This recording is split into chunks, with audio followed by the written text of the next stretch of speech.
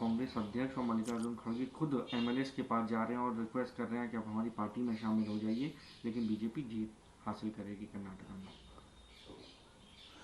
देखिए, भाजपा वहाँ हर तरीके की टैक्टिक्स अपना रही है और श्री मल्लिकार्जुन खड़गे जी के कांग्रेस अध्यक्ष बनने के बाद कर्नाटक का झुकाव और जबरदस्त तरीके से कांग्रेस के पक्ष में हो गया है। तो भाजपा की हार निश्चित है। हमको कोई ऐसा कदम उठाने की आवश्यकता नहीं है, हाँ? जिस तरीके की बातें भाजपा कह रही है। जब हार भाजपा के नाम पर लिख दी गई है तो उसमें हमें तो केवल जनता जनार्दन के पास जाना है और हाथ जोड़ करके खड़ा होना है और तथ्य उनके सामने रखने हैं, और कर्नाटक देश का नेतृत्व करेगा।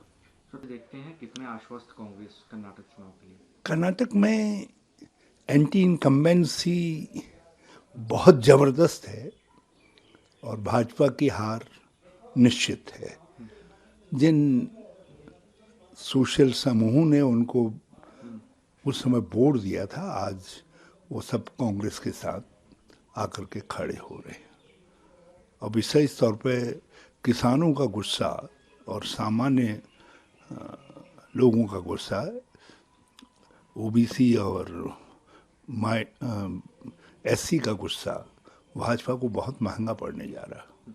सर, जिस दिन वहाँ चुनाव है उसी दिन के अंदर यूपी, मेघालय, 2-3 जगहों पे, और क्या वहाँ पर भी कांग्रेस आश्वस्त है, बाई इलेक्शन के लिए तैयार है? जालंधर में हम जीतेंगे क्योंकि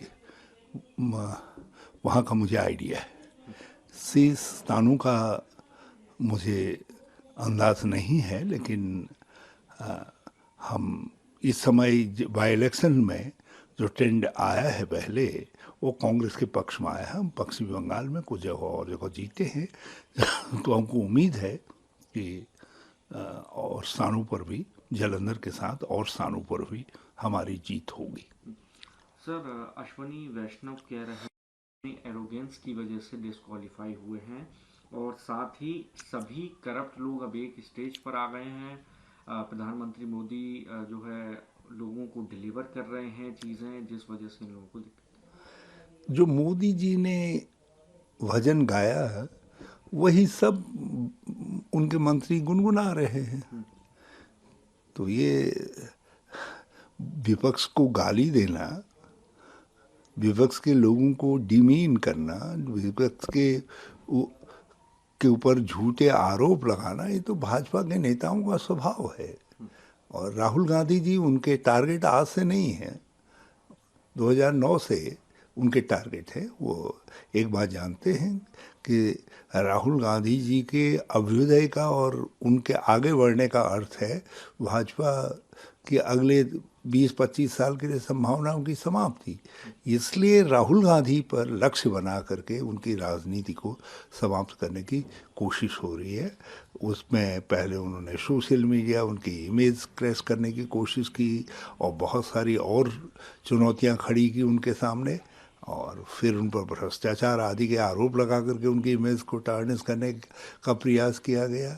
और जब भारत जोड़ो के बाद उनको लगा नहीं, अब एक नए स्वरूप में लोगों के सामने राहुल गांधी उभर करके आए हैं, तो अब उनको सत्य कहने से रोका जा रहा है, क्योंकि सरकार सत्य से परेशान है। सत्य ये है कि अडानी के साथ प्रधानमंत्री जी का क्या रिश्ता है, और फिर कहाँ से अडानी जी के सेल कंपनीज में ये 20,000 करोड़ रुपया आया है।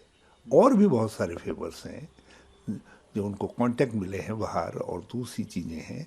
उन सब का हिसाब किताब क्या है, ये सवाल अब है।